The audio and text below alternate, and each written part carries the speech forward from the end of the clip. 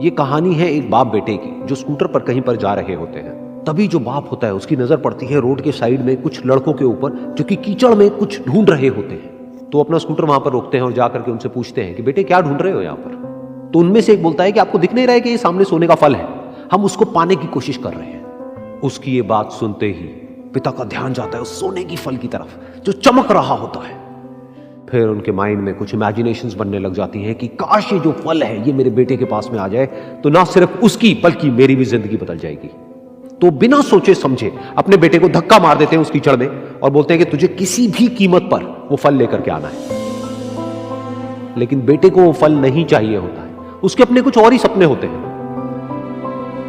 वो बहुत कोशिश करता है अपने पिता को ये समझाने की कि मेरी खुशी इस फल में नहीं है, मेरी खुशी कहीं और है, मेरे सपने कुछ और है।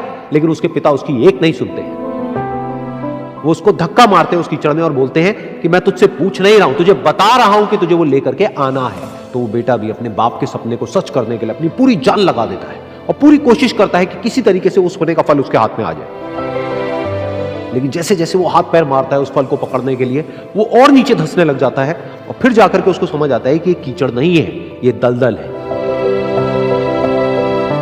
वो चीखता है, चिल्लाता है, अपने पिता को आवाज लगाता है, लेकिन उसके पिता उसकी एक नहीं सुनते। बोलते हैं कि बहाने मत बना, और भी लोग हैं वहां पर जो कर रहे हैं, तो जब वो कर सकते हैं तो तू क्यों नहीं कर सकता। तो एक बार वो फिर से कोशिश करता है और अपनी पूरी जान लगा देता है, लेकिन उसके बाद भी उसके हाथ में कुछ नहीं आता है और वो धीरे धीरे नीचे धंसता चला जाता है और मर जाता है। तब जाकर के उसके पिता को एहसास होता है कि उससे कितनी बड़ी गलती हो गई।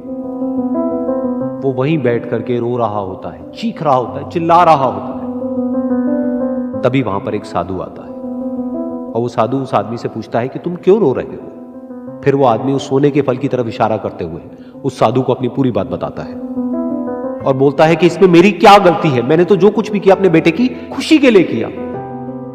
तो वो साधु उस फल को ध्यान से देखता है और उस आदमी को कहता है जिस सोने के फल की वजह से तुमने अपने बेटे को गवा दिया, कम से कम एक बार ध्यान से उसकी तरफ देखा तो होता कि वहां पर कोई फल है भी या नहीं। ये सुन करके उस आदमी को गुस्सा आया और उसने कहा कि सामने तो दिख रहा है फल, आपको नहीं दिख रहा क्या।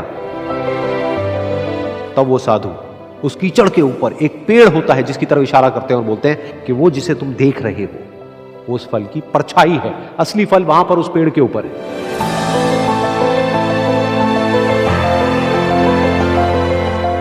फिर वो साधु उस आदमी को बोला कि अपने बेटे को जबरदस्ती धक्का देने की बजाय और उसको बताने की बजाय कि तेरी खुशी किसमें है, अगर तुमने उससे पूछा होता कि बेटा तू बता तू क्या करना चाहता है और तेरी खुशी किसमें है, तो ना सिर्फ तुम्हारा बेटा जिंदा होता बल्कि हो सकता है कि उसके हाथ में वो असली सोने का फल भी होता।